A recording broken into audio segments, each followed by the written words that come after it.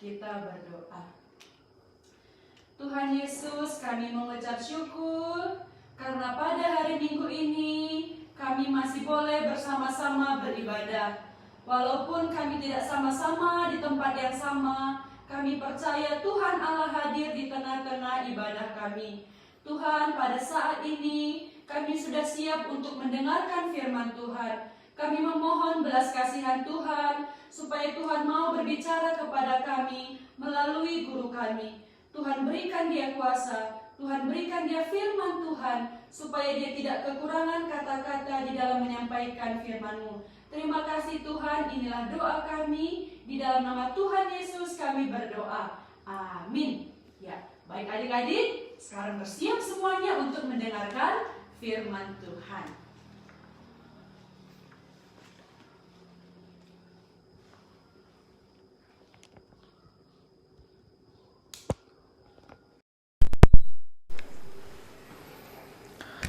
Selamat hari Minggu semua anak-anak, adik-adik yang ikut ibadah pada hari ini. Kita bersyukur sekali lagi kita dapat berkumpul di tempat masing-masing.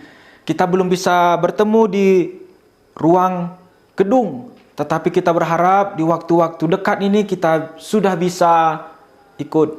Memang di sini ada satu orang peserta ya, tapi ke depan kita akan semakin ramai boleh bergabung di dalam gedung gereja.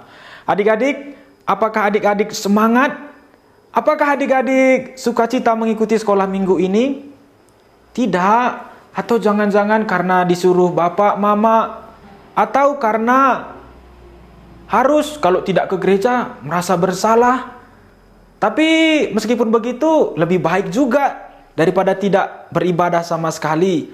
Tapi kakak percaya, adik-adik yang ikut di dalam ibadah ini adalah orang-orang yang bersukacita beribadah kepada Tuhan. Adik-adik, kita akan melanjutkan cerita Alkitab kita mengenai kambing hitam. Kambing hitam. Apa itu kambing hitam? Nanti kita dengarkan. Tapi kakak mau ingatkan kepada kita sudah banyak mendengarkan cerita Alkitab dari kitab Keluaran. Kitab Keluaran mengenai 10 tulah, mengenai pembelahan Laut Teberau, pembangunan kemah suci, anak lembu emas, perjalanan di padang gurun dan sebagainya. Kita sudah dengar itu semua dari kitab Keluaran. Adik-adik tahu apa itu kitab Keluaran? Dari istilahnya kita tahu kan?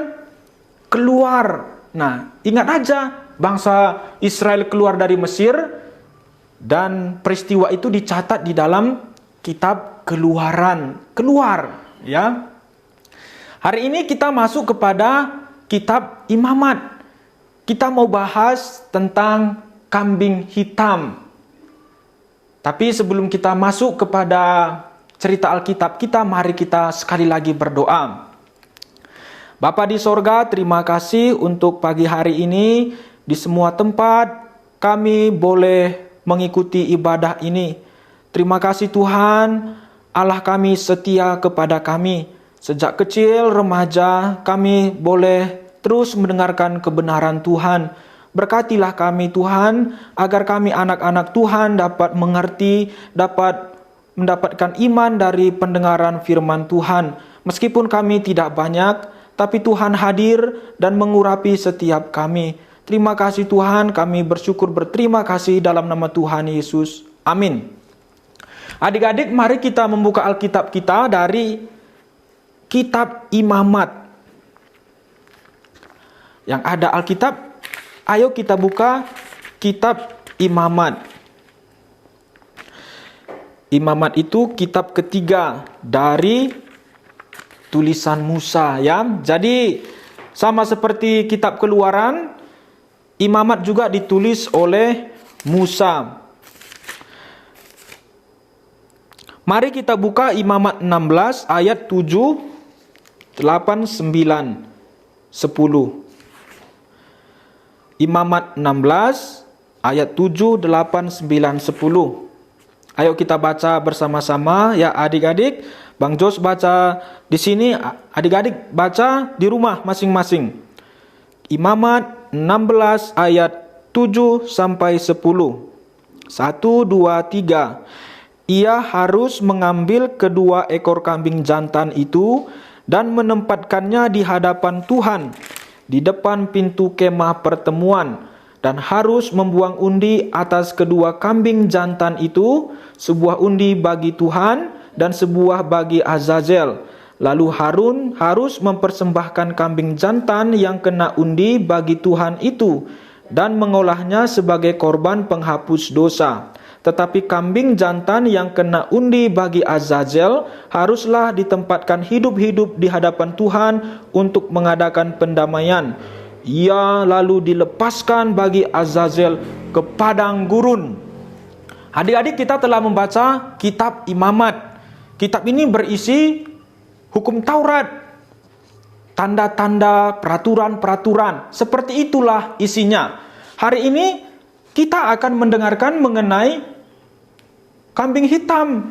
Ini suatu simbol, suatu upacara ibadat orang Israel. Adik-adik pernah ikut upacara? Gayen pernah ikut? Pernah ya? Ada tanda-tanda simbol-simbol. Kalau seperti ini tanda apa? Hormat ya. Kalau begini? Siap. Nah, adik-adik tahu tandanya. Kalau dibilang hormat gerak, kita berhormat. Nah, di dalam kitab Imamat banyak simbol-simbol seperti ini. Salah satunya adalah simbol kambing hitam. Jadi adik-adik ingat ya, apa yang kita pelajari pada pagi hari ini adalah sebuah simbol. Bukan berbicara terutama mengenai simbol saja, tetapi apa yang ditunjuk oleh simbol. Coba kita lihat ya. Mungkin adik-adik masih bingung, tapi kita coba lihat ke depan. Nah, ada apa ini?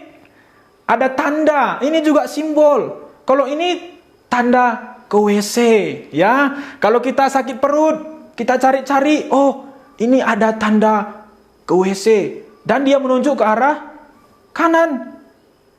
Lalu apa yang kita lakukan setelah itu? Apakah kita terus berhenti di situ dan buang air di situ? Tidak ya, tapi kita melihat petunjuknya arah ke kanan, kita pergi ke kanan. Sama juga yang di sebelah kanannya ada tanda toilet. Nah, kita tahu toilet arah ke kanan juga, kita pergi ke sana. Nah, itu yang tadi dimaksud oleh Bang Jos. Ini simbol tanda, bukan hanya bicara tentang tanda itu, tapi bicara tentang kemana yang ditunjuk oleh tanda itu ya. Ya, adik-adik pasti tidak akan buang air di tanda ini, tapi pergi ke toilet yang ditunjuk oleh tanda ini. Sama seperti itu juga, hari ini kita belajar mengenai satu simbol, satu tanda. Tanda apa? Kambing hitam. Nah, adik-adik, di Alkitab, di Imamat yang sudah kita bacakan tadi dikatakan Tuhan menyuruh imam untuk mengambil 2 ekor kambing yang terbaik, yang tidak ada cacat. Bulunya harus bagus, badannya gemuk, tidak ada luka, dan umurnya juga umur yang masih muda, yang masih sehat.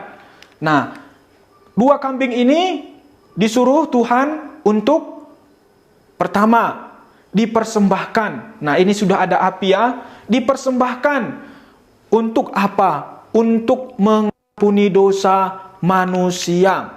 Adik-adik, 1 domba atau 1 kambing ini dipersembahkan kepada Tuhan untuk menghapus dosa. Kambing ini menjadi lambang pengampunan dosa atau tanda pengampunan dosa manusia. Imam adalah manusia mewakili umat Tuhan yang berdosa, meletakkan tangannya di atas kepala kambing ini.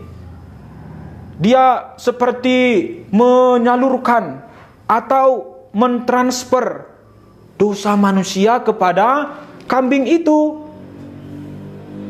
Setelah ditaruh tangan di atas kepala kambing, kambing itu seperti menerima dosa manusia.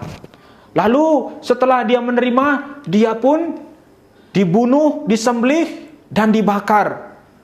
Dia mati. Nah, kalau dia sudah mati, berarti dosa manusia juga yang sudah ditransfer ke kambing tadi ikut mati. Nah, jadi itulah gunanya perlu kambing ini dikorbankan, disembelih, dipersembahkan kepada Tuhan supaya manusia bisa diampuni.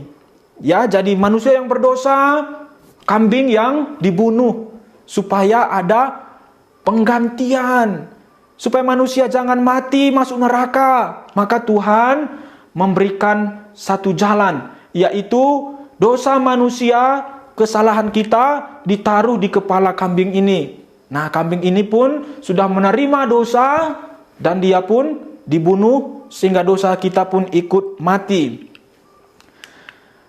Tetapi kambing yang kedua ini dilepaskan. Kambing yang satu tadi dibunuh, satu lagi dilepaskan ke padang gurun. Imam melepaskannya dan dia lari kencang-kencang. Kambing ini pergi jauh sekali. Dia tidak pernah lagi kelihatan. Dia tidak pernah lagi kembali.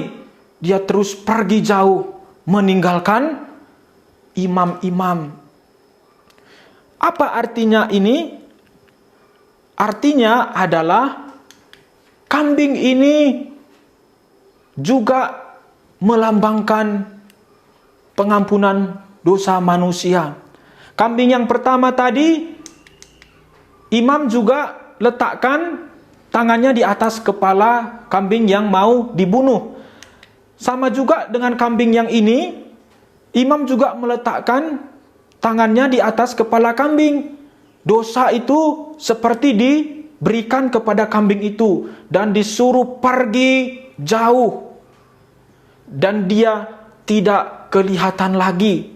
Nah, ini artinya adik-adik bahwa dosa manusia yang sudah diampuni Tuhan sudah dibuang jauh dan tidak pernah kelihatan lagi, tidak pernah kembali lagi. Nah, itulah artinya kambing ini disebut kambing hitam. Nah, adik-adik bisa lihat gambarnya ya. Kambing ini disebut kambing hitam. Secara umum kambing hitam kita mengerti sebagai orang yang tidak bersalah tetapi dipersalahkan. Misalnya adik-adik ada punya dua teman. Yang satu namanya A, yang kedua namanya B.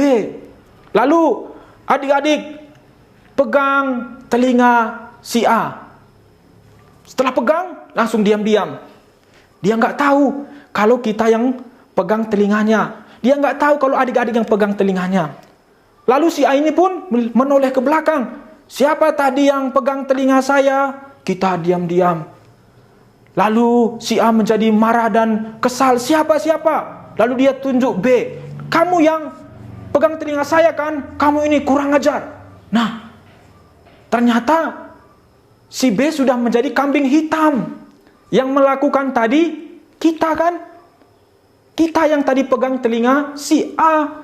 Tapi si A cari-cari dan kena si B yang tidak melakukan. Nah, itulah yang disebut kambing hitam.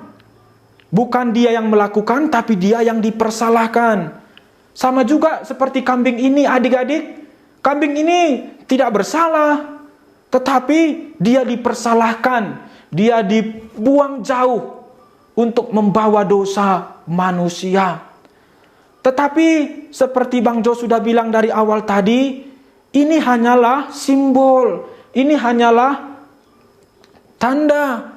Tetapi adik-adik tahu siapa sebenarnya seseorang yang tidak berdosa tetapi dipersalahkan.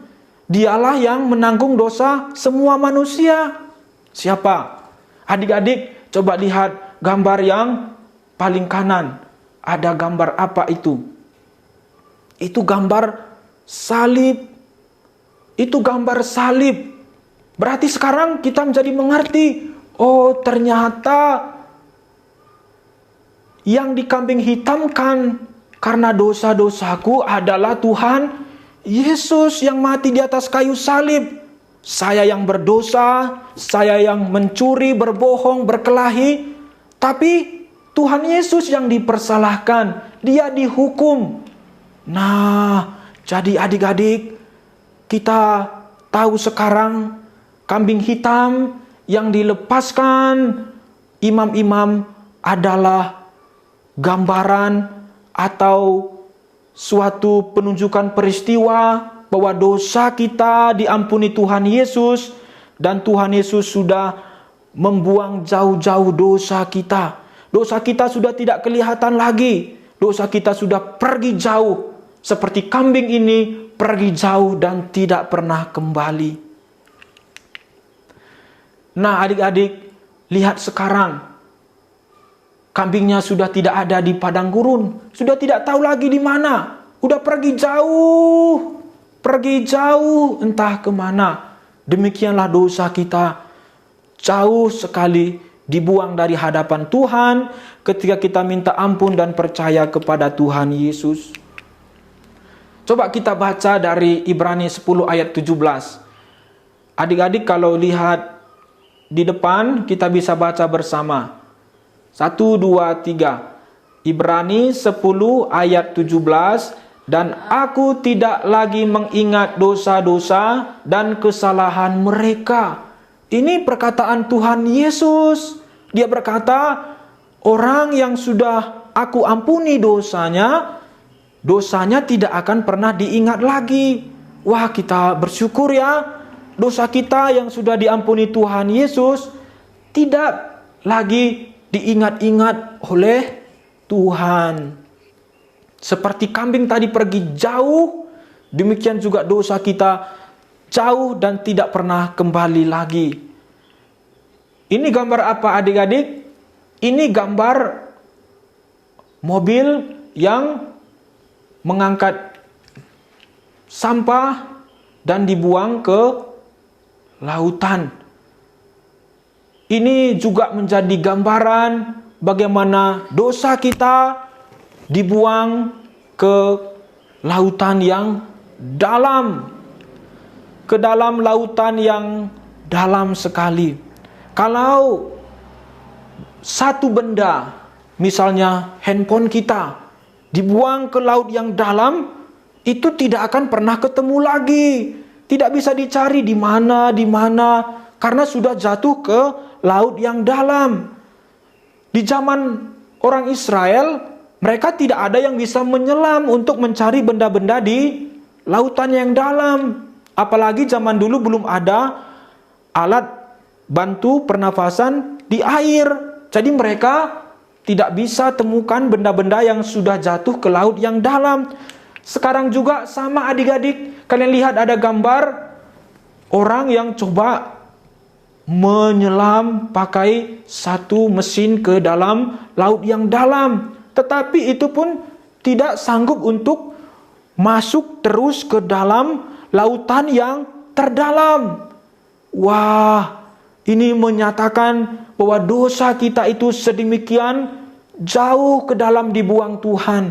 Dia tidak ingat lagi, dia sudah lupakan, dia sudah ampuni. Pak Stephen Tong pernah berkata, gunung yang tertinggi di dunia, gunung apa? Kalian tahu? Gunung tertinggi di dunia, Gunung Everest. Bang Jos tadi lihat di internet, tingginya sekitar 8.850 meter. 8 kilometer lebih naik ke atas. Tetapi Pak Stephen Tong berkata, ternyata setelah diteliti, ada satu lokasi lautan yang dalamnya lebih tinggi dari gunung tertinggi. Kalau gunung tertinggi tadi 8.000 meter lebih, maka sekarang laut yang terdalam di dunia ini lebih lagi dari 8.000 meter. Mungkin lebih dari 10 meter. Jadi ini sekali lagi mengatakan kepada kita adik-adik, bahwa dosa kita sedemikian dalam dibuang Tuhan dari hadapannya. Coba kita membaca dari Mika 7 ayat 19. 1, 2, 3. Biarlah ia kembali menyayangi kita, menghapuskan kesalahan-kesalahan kita, dan melemparkan segala dosa kita ke dalam tubir-tubir laut. Nah, Tuhan berkata, dosa yang sudah diampuni itu dibuang ke dasar-dasar laut yang sangat dalam, yang tidak mungkin ditemukan lagi, yang tidak mungkin lagi kembali. Nah, seperti itulah Tuhan mengampuni dosa kita. Nah, ini tadi yang Bang Jos katakan. Gunung tertinggi masih kalah dengan kedalaman laut yang paling dalam. Maka benar kata Alkitab ya, Tuhan tidak bilang, dosamu aku buang setinggi gunung tertinggi. Tidak, karena masih ada yang lebih dalam, yang lebih tinggi ke bawah, yaitu lautan yang dalam, yang lebih dalam daripada ukuran tinggi gunung tertinggi. Tadi Bang Jos bilang gunung tertinggi itu gunung Everest ya. Nah, Tuhan juga berkata, dosa kita itu dibuangnya sejauh timur dari barat. Adik-adik lihat gambar di depan. Kalau dua orang naik pesawat arahnya berlawanan, maka mereka akan terus saling berjauhan. Semakin lama semakin jauh, semakin lama semakin jauh. Nah, seperti itulah dosa kita dibuang Tuhan. Sejauh timur dari barat, demikianlah Tuhan membuang dosa kita. Dia mau mengasihi kita. Dia tidak lagi mengingat-ingat dosa kita. Ayo kita baca adik-adik dari Mazmur 103 ayat 12. 1, 2, 3. Sejauh timur dari barat, demikian dijauhkannya daripada kita pelanggaran kita. Jadi demikianlah cinta kasih Tuhan kepada kita manusia yang berdosa.